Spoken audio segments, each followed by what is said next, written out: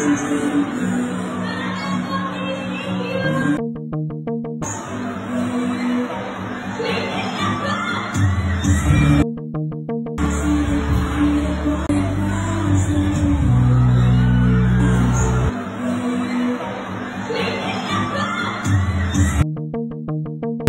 ko lang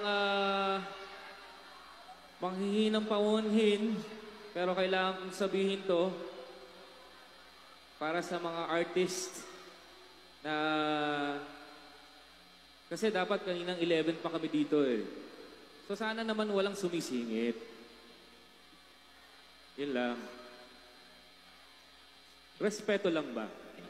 Usap-usapan ngayon sa social media ang video ng umano'y pagsingit ni Francine Diaz na siyang dahilan para umano mag-walkout ang Orange and Lemon sa kalagitnaan ng kanilang performance.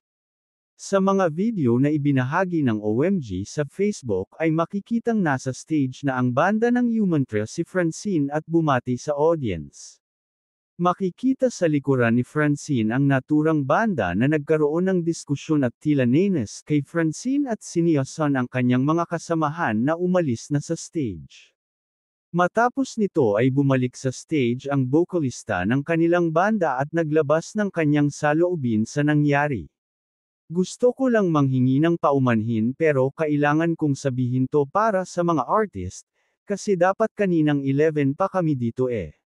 So sana naman walang sumisingit, respeto lang ba, sabi ng bokalista ng bandang Orange and Lemons.